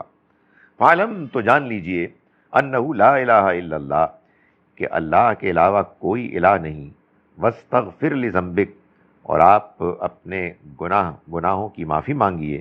وَلِلْمُؤْمِنِينَ وَالْمُؤْمِنَاتِ، اور مومن مردوں اور مومن عورتوں کے لیے بھی، واللہ یعلم متقلبکم ومثواکم، اور اللہ جانتا ہے تمہاری جگہوں کو جس میں تم آتے جاتے ہو اور تمہارے ٹھکانوں کو۔ وَيَقُولُ الَّذِينَ آمَنُوا، اور کہیں گے وہ لوگ کہ جو بظاہر ایمان لائے، کہتے ہیں وہ لوگ کہ جو بظاہر ایمان لائے، لولا نزلت سورتن، آخر کوئی واضح صورت کیوں نہیں نازل کی گئی؟ فَإِذَا أُنزِلَتْ سُورَةٌ مُحْكَمَةٌ، پھر جب ایک واضح صورت نازل ہو گئی، وَذُكِرَ فِيهَا الْقِتَالُ، اور اس میں قتال کا واضح حکم تھا، رَأَيْتَ الَّذِينَ فِي قُلُوبِهِم مَرَضٌ، تو تم دیکھتے ہو ان لوگوں کو کہ جن کے دلوں میں مرض، بیماری ہے، يَنظُرُونَ إِلَيْكَ، کہ وہ دیکھتے ہیں آپ کی طرف، نظر المغشی علیہ من الموت، اس شخص کی نگاہ کی طرح کہ جس کے اوپر موت کی غشی طاری ہو گئی۔ فاولا لہم، تو برا ہو ان کا، افسوس ہے ان پر، برا ہو ان کا۔ طاعۃ وقول معروف، ان سے تو تقاضا تھا کہ وہ اطاعت کرتے اور اچھی بھلی بات کہتے۔ فَإِذَا عَزَمَ الْأَمْرُ، پھر جب معاملے پورے ہو جائیں گے، طے ہو جائیں گے، یعنی فیصلہ ہو جائے گا، فَلَوْ صَدَقُوا اللَّهَ لَكَانَ خَيْرًا لَّهُمْ، تو اگر یہ اللہ کے ساتھ سچے ہوتے تو یہ ان کے لیے بہتر ہوتا، یعنی ان کو اس کا احساس ہو جائے گا۔ فَهَلْ عَصَيْتُمْ، تو اب کیا امکان ہے اور ان تولیتم، کہ اگر تم منہ موڑ کے جاؤ گے، یعنی اپنے اپنے علاقوں میں، ان تفسدوا فی الارض وتقطعوا ارحامکم، تو تم اس کے سوا اور کچھ نہیں کرو گے سوائے اس کے کہ تم زمین میں فساد مچاؤ گے اور رحمی رشتوں کو کاٹو گے۔ اولئک الذین لعنہم اللہ، یہ وہ لوگ ہیں کہ جن پر اللہ نے لعنت کر دی، فاصمہم، اور تو اس نے ان کو بہرا کر دیا، واعمی ابصارہم، اور ان کی نگاہوں کو اندھا کر دیا۔ افلا یتدبرون القرآن، تو کیا یہ قرآن پر غور نہیں کرتے؟ ام علی قلوب اقفالها، یا ان کے دلوں پر تالے پڑے ہوئے ہیں۔ ان الذین ارتدوا علی ادبارہم، یقیناً وہ لوگ کہ جنہوں نے الٹے پاؤں جو پھر گئے، پیٹھ موڑ دی، من بعد ما تبین لہم الہدی، اس کے بعد کہ ان پر ہدایت واضح ہو گئی، الشیطان سول لہم، شیطان نے ان کو فریب دیا، واملا لہم، اور اللہ نے ان کو ڈھیل دی۔ ذالک بانہم، یہ اس وجہ سے ہوا کہ انہوں نے قالو کہا، للذین کرہوا، ان لوگوں سے کہا کہ جنہوں نے بیزاری کا رویہ اختیار کیا، ما نزل اللہ، اس کے بارے میں جو اللہ نے نازل کیا۔ کیا کہا ان سے؟ سنطیعکم فی بعض الامر، ہم تمہاری بات بھی مانیں گے بعض معاملات میں، واللہ یعلم اسرارہم، اللہ ان کے راز کی باتوں کو خوب جانتا ہے۔ اقول قولی ھذا واستغفر اللہ۔ سوال کے لیے آپ کو مائک لینا ہوگا، ورنہ میں یہاں سے پڑھ رہا ہوں۔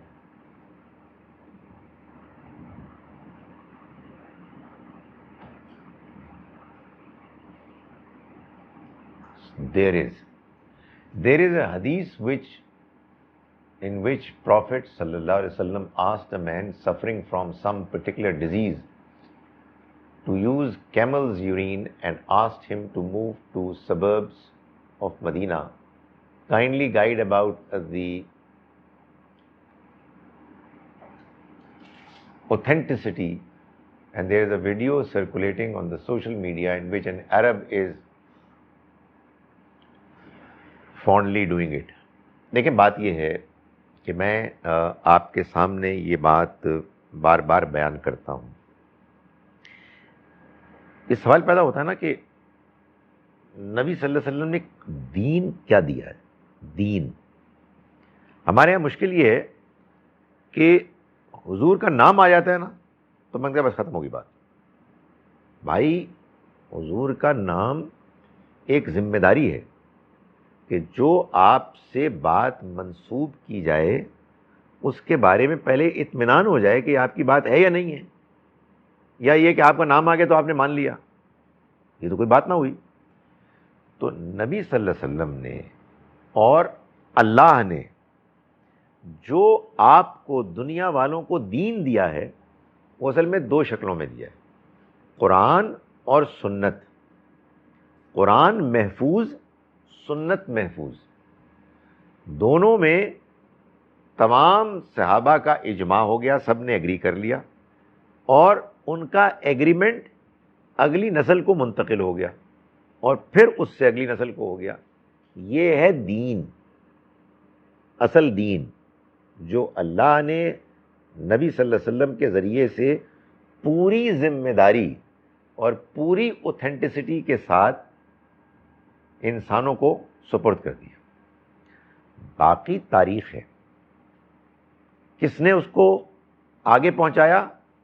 انسانوں نے محنت کی، تحقیق کی، قربانیاں دیں سر آنکھوں پر، ہم ان کے شکر گزار ہیں، مگر ان میں سے کوئی بات بھی اصل دین نہیں ہے۔ ڈونٹ گیٹ می رانگ، جو بات میں کہہ رہا ہوں وہ یہ ہے، میں بات مثال سے میں اس کو پہلے بھی بیان کیا، اگر دین 50 چیزوں کا نام ہے، مثال دے رہا ہوں میں، تو وہ 50 چیزوں میں سے 30 قرآن میں بیان ہو گئیں، 20 سنت میں آ گئیں، کوئی 51ویں چیز دین ہے ہی نہیں۔ باقی سب، اگر کوئی تاریخ میں حدیث میں بات آئی تو اس دین کی وضاحت ہے، اس کا فٹ نوٹ ہے۔ یہ وضاحت، یہ فٹ نوٹ آپ کو اصل کی روشنی میں دیکھنا ہے، نہ کہ اصل کو آپ اس فٹ نوٹ کی روشنی میں سمجھنا شروع کر دیں۔ تو بات یہ ہے کہ یہ جو واقعہ آپ بتا رہے ہیں، یہ ایسا تو نہیں ہے کہ نبی صلی اللہ علیہ وسلم نے تمام صحابہ کو اکٹھا کیا جیسے کہ نماز میں کیا، اور فرمایا کہ دیکھو یہ بھی ایک کام ہے۔ کسی نے یہ واقعہ بیان کیا ہے، درمیان میں لوگ کون ہیں؟ آپ نے کہا کہ اوتھینٹسٹی بیان کریں، اس کا بھی مطلب آپ کو معلوم ہے کیا ہے؟ اس کا مطلب اس کے سوا کچھ نہیں ہے کہ آپ یہ بتائیں کہ امام بخاری کا کیا خیال ہے، ان کی کیا تحقیق ہے۔ اصل میں لوگ یہ بات نہیں سمجھتے نا، وہ سمجھتے ہیں اوتھینٹک ہے، ختم ہوگی بات۔ نہیں بھائی، اس کا مطلب اس کے سوا کچھ نہیں ہے کہ کسی ایکسپرٹ یا کچھ ایکسپرٹس کی اوپینین میں یہ اوتھینٹک ہے، اس کا بھی کیا مطلب ہے؟ اس کا مطلب یہ نہیں ہے کہ امام بخاری نے کہا کہ میں نے سنا ہے۔ وہ کیسے سن سکتے تھے بھائی؟ وہ تو نبی صلی اللہ علیہ وسلم سے کوئی 200 سے زیادہ سال دور تھے۔ انہوں نے جن سے سنا، امام بخاری نے کہا میں ان کے بارے میں گواہی دیتا ہوں کہ وہ ٹھیک آدمی ہے، مگر انہوں نے پیچھے کسی اور سے سنا، اور انہوں نے اس سے پیچھے کسی اور سے سنا، اور میری اپنی اس تحقیق کی حد تک کہ جو میں نے اس معلومات کی بنیاد پہ کی ہے، جو ان لوگوں کے بارے میں مشہور ہے، یہ سب ٹھیک لو، چنانچہ میں کہتا ہوں کہ یہ ٹھیک ہو۔ اس سے کوئی بات ڈیفینیٹلی نبی صلی اللہ علیہ وسلم کی زبان مبارک سے نکلی ہوئی بات نہیں ہو جاتی، اس لیے کہ اس میں بھی بڑے امکانات اور احتمالات ہیں۔ مثال کے طور پر یہ کہ بات ہی غلط سمجھی گئی، الفاظ میں کچھ معاملہ ہو گیا، سیاق سباق نہیں سمجھا گیا، سو جب کبھی کوئی چینج بھی ہو گیا۔ اور ایک اور بات بھی ہے بھائی، اس دین کے دشمن سارے مرے نہیں تھے، مشرک چلے مار دیا تھا ان کو تو سزا مل گئی تھی۔ ابھی ہم پڑھ رہے ہیں سورہ میں کہ ڈھیر سارے منافق تھے، یہودی الگ تھے، یہودیوں کو تو مارنے کا حکم نہیں دیا گیا تھا، یہودی کیسے آرام سے بیٹھ سکتے تھے؟ قرآن کا وہ کچھ کر نہیں سکتے تھے، سنت کا وہ کچھ کر نہیں سکتے تھے، تو انہوں نے آنا تھا تو ادھر سے ہی آنا تھا نا، تو بڑا آسان طریقہ ہے۔ آپ کو ابھی ایک صاحب وہ پچھلے دنوں سناتے ہیں، آپ دیکھنا کلپ دیکھا ہوگا ان کا، بلال قطب صاحب کا، وہ ایک واقعہ سناتے ہیں کہ یہاں سر وہ آپ کی کے اس علاقے میں جہاں آپ جا رہے ہیں نا، ڈیرہ غازی خان کے کہیں قریب میں، ایک مولوی صاحب برسوں مولوی صاحب رہے، نمازیں پڑھائیں، جمعے کے خطبے دیے، اور انہوں نے بعد میں جا کے بتایا میں یہودی تھا، یہودی تھا میں، اور انہوں نے کام کیا۔ کیا مشکل ہے بھائی؟ What is the difference? ایک آدمی ذرا بن جائے، اور میں آپ کو بتاؤں نفرت، حسد، یہ بڑی خطرناک چیز ہوتی ہے، اس میں بندہ کچھ بھی کر سکتا ہے۔ میں حدیث میں جو کچھ بیان ہوا ہے، میں نہ اس کی نفی کر رہا ہوں، نہ میں اس کو کمتر قرار دینے کی کوشش کر رہا ہوں، مگر میرے بھائیوں بہنوں، نبی صلی اللہ علیہ وسلم کی ذات گرامی، اللہ کا دین، اللہ کا کلام ان سے بلند تر ہے. آپ سمجھ بھائی بات؟ یہ جو کچھ آپ بات کرتے ہیں نا کہ یہ اس میں آیا ہے، یہ اصل میں آپ بظاہر آپ کے جذبات ہیں حضور کے لیے، اصل میں آپ کے جذبات ہیں امام بخاری کے لیے. کہ بھئی انہوں نے بیان کیا تو پھر تو ٹھیک ہی بیان کیا ہوگا نا. میں گزارش کرتا ہوں، مجھے نہیں پتا.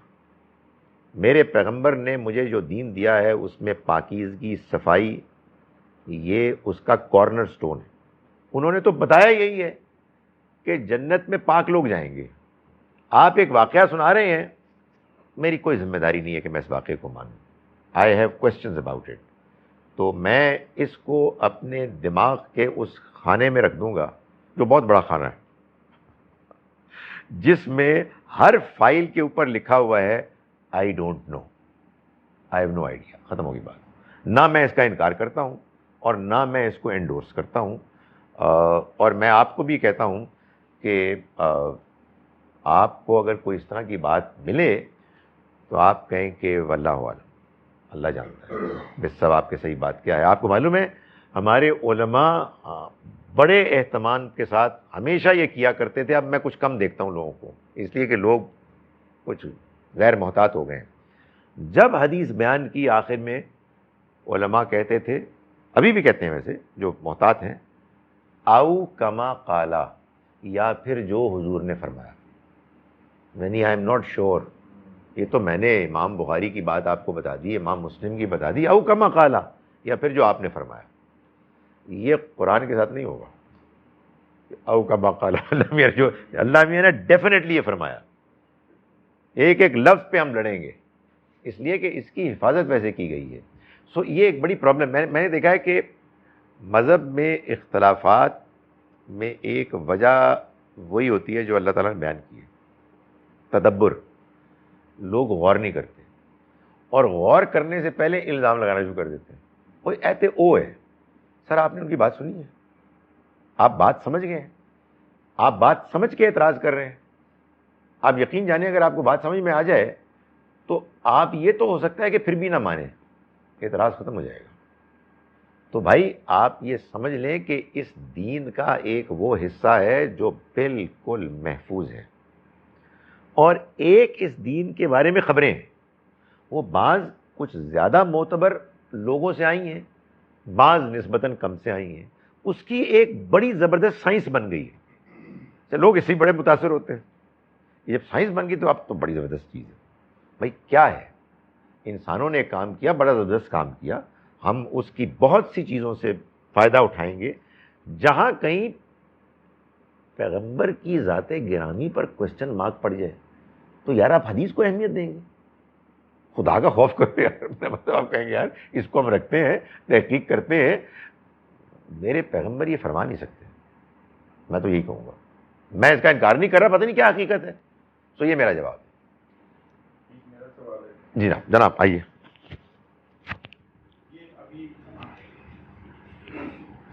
یہ اس میں جو باقی جو امام آئے تھے لیٹر آن، جیسے امام مالک، امام حنبل، امام ابو حنیفہ، ان کو کیا what was their compulsion in doing the work that they did? What was the compulsion, not the incentive, compulsion کیا تھی کہ انہوں نے، کیونکہ ہم یہ سوچتے ہیں کہ جی دین تو ہمارا قرآن سنت صحابہ کے ساتھ بیسیکلی مکمل ہو گیا، تو ان کی کیا کمپلشن تھی؟ دیکھیں گزارش یہ ہے کہ کوئی دو انسان ایک طرح کے نہیں. اللہ نے مختلف قسم کے انسانوں کو اس دنیا میں بھیجا ہے، مختلف صلاحیتیں رکھنے والے. تو اللہ نے جس کو جو صلاحیت دی ہے، اب آپ اس کو اس سے کیا روکیں گے؟ ایک بندہ ہے جو سائنس انجینئرنگ کی طرف مائل ہوا ہے، ہو گیا ہے، اللہ نے اس کو یہی رجحان دیا ہے. یہ ائمہ بڑے بڑے ذہین لوگ تھے، دین سے ان کو دلچسپی تھی. تو یہ کیسے ہو سکتا ہے کہ وہ دین کو نہ سمجھتے، اور سمجھتے تو پھر کیسے ہو سکتا ہے کہ بیان نہ کرتے؟ اور جب بیان کرتے تو کیسے ہو سکتا ہے کہ لوگ متاثر نہ ہوتے؟ نیچرلی ہوا ہے. امام ابو حنیفہ یہاں کوفے میں ہیں، امام مالک مدینے میں ہیں، امام شافعی تو سفر کر رہے ہیں، کبھی مدینے جاتے ہیں، کبھی ادھر چلے جاتے ہیں مصر کی طرف، کبھی مکے آ جاتے ہیں. ایک بندہ ہے جو اللہ کے دین کی خاطر سیکھنے کے لیے جا رہا ہے. اب ظاہر ہے یہ 4-6 لوگ نہیں تھے، there were hundreds and thousands of them. ان لوگوں کا کام مشہور ہو گیا، انہوں نے لوگوں کو متاثر کر دیا. کیسے بھائی؟ لوگ آئے، انہوں نے بات، یار بڑی گہری بات ہے، واقعی دین یہی کہتا ہے. 4-6 سوال پوچھے، بڑا زبردست جواب دیا. یہ بندہ جو ہے نا یہ بڑا عالم آدمی. اب یہ میری طرح کے عام آدمی کی ایک پرابلم ہے کہ وہ ایک سے متاثر ہوتا ہے تو باقیوں سے دور ہو جاتا ہے. یہ پرابلم ہے. اس سے ہمارے یہاں خواہ فرقے بن گئے. بھائی امام ابو حنیفہ کی بھی بات کو سنو، امام مالک کی بات کو بھی سنو، امام شافعی کی بات کو سنو، امام احمد بن حنبل، جس کی بات بھی سامنے آتی ہے، موقع ہے تمہارے پاس تو ان کو سنو، اور جو تمہیں بات دین کی بات کی حیثیت سے زیادہ اپیل کرتی ہوئی نظر آئے اس کو مان لو. کیا مطلب؟ یعنی جب تک کہ کوئی دوسری بات زیادہ اپیل نہ کرے. اس لیے کہ ان میں سے کوئی پیغمبر تو ہے نہیں، یہ سارے پیغمبر کے لائے ہوئے دین کو سمجھنے سمجھانے والے لوگ ہیں. تو انہوں نے نیچرل طریقے سے کیا. بھائی امام ابو حنیفہ نے کہا یہ اللہ کا دین ہے، اب اس پہ عمل کرنا ہے. تو اللہ کے دین میں تو قرآن میں کچھ باتیں بیان ہوئی ہیں، کچھ سنت میں اعمال ہم دیکھتے ہیں، کچھ خبریں ہم تک پہنچی ہیں، مگر میں ایک ایسے کہہ رہا ہوں یہ بات کلیئر نہیں ہے کہ یہ جو ہم نماز پڑھتے ہیں امام کے پیچھے، اس میں سورہ فاتحہ پڑھنی چاہیے نہیں پڑھنی چاہیے، ہے نا سوال. اب اس سوال میں اگر نبی صلی اللہ علیہ وسلم کی جانب سے جیسے رکوع ہے ویسے پہنچ جاتی کوئی بات تو اس سوال ہی پیدا نہیں ہوتا. میں لوگوں کو سمجھانے کے لیے کہتا ہوں کہ کبھی آپ نے کوئی گفتگو علماء کے درمیان دیکھی ہے کہ یہ بتائیں بھائی صاحب کہ مغرب کے فرض کی رکعتیں کتنی؟ اس لیے کہ یہ سوال چھوڑا ہی نہیں اللہ میاں نے. حالانکہ ادھر 4 ہے، عصر کی آگے بھی 4 ہے، عصر کی، درمیان میں 3 کہاں سے آ گئی؟ کوئی پوچھے گا ہی نہیں. جہاں لوگ پوچھتے ہیں، سوچتے ہیں، جواب دیتے ہیں، وہ ایریاز ہیں جہاں یا تو لوگوں کو بات سمجھ میں آنے میں کوئی مشکل ہے، یا اللہ تعالیٰ نے بات چھوڑ دی. او جی تسی دسو وتر دی نماز کس طرح پڑھنے ہیں؟ میں آپ سے کہتا ہوں کہ یہ سوال آپ نے مغرب کی نماز کے بارے میں کیوں نہیں پوچھا؟ اس لیے کہ وتر کی نماز کو چھوڑ دیا ایسے ہی، حضور نے پڑھی اور اس میں ایک فلیکسیبلٹی تھی، کسی نے کچھ دیکھا، کسی نے کچھ دیکھا.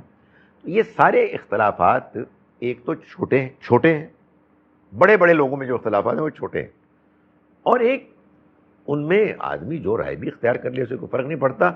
دین ہمارا الحمدللہ دین کی حیثیت سے مکمل ہے اور محفوظ ہے، اور اس پر اتفاق ہے. We were lucky that we were born as Muslims, but those who are born in other religions, it would be really hard test for them to change their religion. بھائی اسی غلط فہمی میں ہم مسلمان مبتلا ہیں کہ ہم لکی ہیں کہ ہم مسلمان پیدا ہوئے. یار میں تو آج ہی آیت یہ پڑھی ہے کہ جس پر حق واضح ہو گیا اس کے بعد اس نے منہ موڑا تو وہ تو اللہ معاف کرے، اس کا تو بڑا مسئلہ ہے. جس پر ابھی حق واضح ہی نہیں ہوا اس کو تو مجھے لگتا ہے بڑے الاؤنس ملیں گے. تو بھائی یہ آپ کو کیسے معلوم ہو گیا کہ آپ الحمدللہ مسلمان ہیں تو اس لیے ایک بڑا کمال ہو گیا؟ پتہ کیسے معلوم ہوا آپ کو؟ اس لیے آپ نے وہ باتیں سنی نہیں ہیں. الحمدللہ خار ہیں، بدکار ہیں، جو بھی ہیں تیرے محبوب کی امت سے ہیں، بالآخر جائیں گے تو جنت میں. تو یہ چونکہ آپ نے یہ سنا ہوا ہے اس لیے آپ اس سننے کی وجہ سے قرآن کی وہ ساری آیات اگنور کرتے ہیں کہ جو اس کے خلاف جا رہی ہیں، اور اللہ معاف کرے اللہ میاں کو بلیم کرتے ہیں کہ اس نے بعض لوگوں کو مسلمان پیدا کر کے ان کی تو پیدائشی جنتی ہونے کی گارنٹی دے دی، اور بہت سے لوگوں کو خود غیر مسلم پیدا کر کے ان کے لیے مسئلہ پیدا کیا. سر جی اس سوال پہ غور کریں، تسی کی سوال کر رہے ہو؟ یعنی اس سوال پہ مجھ سے آپ کیا پوچھ رہے ہیں یہ تو اللہ میاں سے پوچھے کہ اللہ میاں ایک جانب تو آپ یہ فرما رہے ہیں کہ یہ دنیا کی زندگی امتحان ہے اور خدا تعالیٰ انصاف کرتا ہے، مجھ سے اور آپ سے پتہ ہے کہتا ہے اللہ تعالیٰ، مجھ سے اور آپ سے کہتا ہے مسلمانوں سے انصاف کرو، ہر حال میں انصاف کرتے ہوئے خدا کے علم بردار، دین کے علم بردار وٹنسز بن جاؤ، اگرچہ کہ انصاف کرنے کے نتیجے میں خود تمہاری اپنے مفادات پر زد پڑے، تمہارے والدین کے مفادات پر زد پڑے، تمہارے رشتہ داروں کے مفادات پر زد پڑے، پھر بھی انصاف کرو۔ دوسری آیت میں فرمایا مسلمانوں انصاف کرو چاہے اس کا فائدہ تمہارے دشمن ہی کیوں نہ ہو۔ اور اسی اللہ کے بارے میں آپ کہہ رہے ہیں کہ الحمدللہ مسلمان پیدا ہو گئے۔ یار مطلب ہے کہ گیو می اے بریک، آپ قرآن پڑھیں، یہ آپ کہہ سکتے ہیں کہ ہم اللہ کی طرف سے اس امتحان میں ڈالے گئے ہیں، وہ ایک دوسرے امتحان میں ڈالے گئے ہیں۔ مجھے تو یہ ڈر لگتا ہے کہ آنیسٹلی بعض اوقات کہ یار وہ کہیں جا کے یہ نہ کہیں کہ خدا یہ تیرا دین تھا تو یہ دین تو اس کے پاس تھا، تو اس نے تو کوئی ایسا کام ہی نہیں کیا جس سے مجھے پتہ لگ سکے کہ یہ تیرا دین ہے، اور نہ کبھی مجھے کچھ اس نے بتانے کی کوشش کی، سو ہاؤ کوڈ آئی نو؟ تو پتہ نہیں اللہ میاں اس کی طرف سے منہ موڑ کے ادھر آ جائے کہ آپ جواب دیں جناب، آپ کے پاس کیا ہے۔ سو یو سی خدا تعالیٰ نے جو آپ کو دین دیا ہے یہ واقعی بہت بڑی نعمت ہے، بشرطے کہ اس کو سمجھا جائے، اس کی قدر کی جائے، اس کی روشنی میں اس کے مطابق زندگی گزارنے کی تگ و دو کی جائے۔ ورنہ میں نہیں کہہ رہا، نبی صلی اللہ علیہ وسلم کا ارشاد سن لیں، آپ نے فرمایا القرآن، یہ قرآن حجت لکا او علیکا، یا تمہارے حق میں گواہی دے گا یا تمہارے خلاف گواہی دے گا۔ یہ گواہی دے گا حجتن لکا، یا تمہارے حق میں، او علیکا، یا تمہارے خلاف۔ تو اس لیے میرا خیال ہے کہ یہ سوال نہ پوچھیں تو بہتر ہے۔ جو آپ نے ایک ابھی شعر آئی جو امت حضور صلی اللہ علیہ وسلم کی جو امت ہے اور اس کی جو ایک کانسیپٹ ہے کہ جی آٹومیٹکلی جنت میں چلے جائیں گے، تو اس میں ایک میجر فیکٹر جو ہے نا وہ امت کی جو ڈیفینیشن ہے اس کا ایک میجر فیکٹر ہے کہ جو کہ امت جو وہ ہوتی ہے جو کہ کسی لیڈر کو فالو کرے اور اس کے اعمال جو ہے وہ پہ چلے۔ تو میرا خیال ہے کہ یہ جو امت کا جو ورڈ ہے شاید لوگ اس کو سمجھتے نہیں ہیں کہ آپ ایز اے امتی کیسے کوالیفائی کر سکتے ہیں۔ دیکھیے گزارش یہ ہے کہ آپ کس امت کی بات کر رہے ہیں؟ قرآن مجید ہم پڑھ رہے ہیں، آج سورہ پڑھی نا ہم نے، بعد کی امت تو بعد کی امت ہے، حضور صلی اللہ علیہ وسلم کی زندگی والی امت کے اندر یہ منافق تھے، اور اللہ تعالیٰ ان کو پوائنٹ آؤٹ کر رہے ہیں کہ یہ کیا چیز ہے بھائی، یہ کس طرح کے آئٹم ہیں؟ پیغمبر موجود ہیں اور یہ کیا بدتمیزی کر رہے ہیں، ان کو توفیق نہیں ہوتی کہ قرآن پڑھیں، یہ اللہ تعالیٰ ان کو کہہ رہے ہیں۔ تو بعد کی والوں کا تو مسئلہ اور بھی زیادہ ظاہر ہے کہ اس معاملے میں ایسا ہوگا کہ اس میں جانچ پڑتال کی جائے گی، مگر میں آپ کو بتاتا ہوں ہوا کیا ہے۔ ہوا یہ ہے کہ اس مضمون کی احادیث ہیں، اور جتنی حدیث کے بارے میں اوتھینٹسٹی کو آپ بیان کر سکتے ہیں اتنی اوتھینٹک ہے۔ کون سی؟ وہ بھی جو کہتی ہیں کہ جس نے کہا لا الہ الا اللہ وہ جنت میں جائے گا، اور وہ بھی کہ جو یہ بتاتی ہیں کہ نبی صلی اللہ علیہ وسلم مسلمانوں کی اہل ایمان کی شفاعت کریں گے اور ان کو جہنم سے نکال کے جنت میں لائیں گے۔ تو پھر آپ کہیں گے کہ مولوی صاحب پھر آپ کا کیا پرابلم ہے؟ آپ ہمیں ڈرا رہے ہیں۔ میرا جواب یہ ہے کہ میرا مسئلہ یہ ہے کہ میں قرآن مجید پڑھ رہا ہوں اور آپ کو پڑھا رہا ہوں، تو پھر آپ کہیں گے تو پھر آپ ان حدیثوں کا جواب دیں، تو میں آپ سے گزارش کروں کہ ان حدیثوں کا جواب ہے۔ میں ان چند 5 منٹوں میں ان کا جواب دینے کی کوشش کرتا ہوں. دیکھیں، جہاں تک تعلق ہے اس بات کا کہ جو کلمہ پڑھے گا وہ جنت میں جائے گا، اگر بات ایسی ہے تو قرآن گواہی دیتا ہے کہ منافق کلمہ پڑھتے تھے. سورہ منافقون کا آغاز ہوتا ہے اس طرح سے، اذا جاءک المنافقون، جب آپ کے پاس یہ منافق آتے ہیں، قالوا نشہد انک لرسول اللہ، وہ کہتے ہیں ہم گواہی دیتے ہیں آپ اللہ کے رسول ہیں. اور کلمہ کیا ہوتا ہے بھائی؟ اللہ تعالیٰ فرماتا ہے واللہ یعلم انک لرسول، اللہ جانتا ہے پیغمبر کہ آپ اس کے رسول ہیں. واللہ یشہد ان المنافقین لکاذبون، اللہ گواہی دیتا ہے کہ یہ منافق جھوٹے ہیں. تو آپ مجھے بتائیں کہ اس آیت کو میں بیان کروں، سمجھوں، یا اس کو سمجھوں؟ یہی میں کہتا ہوں، میں اس کو مانتا ہوں اس حدیث کو، مگر اس کی روشنی میں.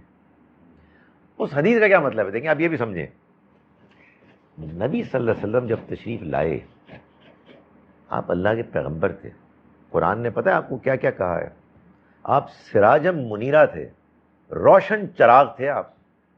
آپ کی شخصیت، آپ کی دعوت، آپ کا اخلاق، آپ کا کردار، آپ کے حالات، کوئی بندہ جس کی آنکھیں تھیں وہ اس کو سمجھنے میں کوئی دقت نہیں ہوتی تھی کہ یہ اللہ کے پیغمبر. واقعات ایسے ہوئے، 2-4 سال غلط فہمی ہوئی، وہ بھی دور ہو گئی، چھا گئے آپ. اس موقع پر اگر کوئی بندہ مسلمان نہیں تھا تو وہ کافر تھا، وہ مجرم تھا، وہ جہنمی تھا. کیوں؟ وہی بات جو آج قرآن نے بتائی، من بعد ما تبین لہ الحق لہم الحق، حق واضح ہو گیا. تو ہر شخص کے لیے کامیاب ہونے کے لیے مسلمان ہونا ضروری تھا، اس لیے کہ مسلمان ہونے کا اللہ کا تقاضا واضح ہو گیا تھا، اتمام حجت ہو گئی تھی. تو حضور نے فرمایا جو کلمہ پڑھے گا جنت میں جائے گا.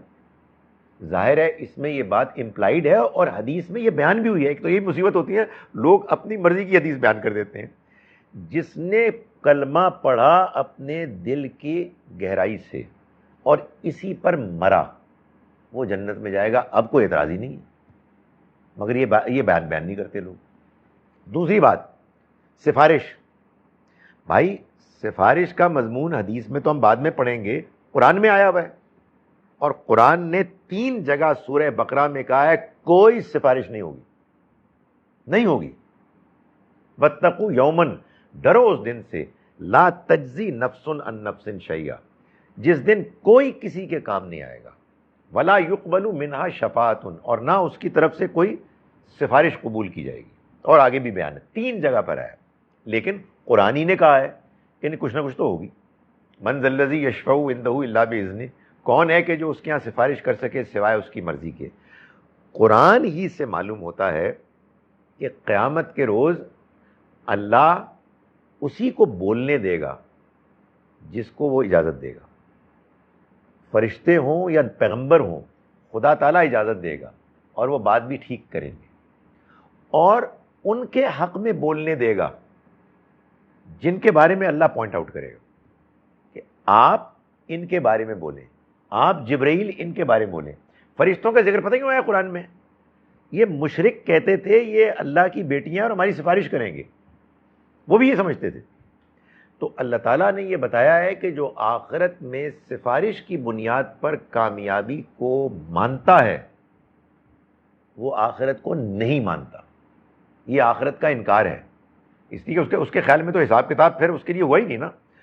تو اس میں بس آخری بات کر رہا ہوں، قیامت کے دن قرآن مجید اور احادیث کی روشنی میں جو منظر سامنے آتا ہے وہ یہ ہے کہ بہت سے لوگ ہوں گے جو اپنی پرفارمنس کی بنیاد پر کامیاب ہوں گے، اور بہت سے لوگ ہوں گے جو اپنی پرفارمنس کی وجہ سے ناکام ہوں گے.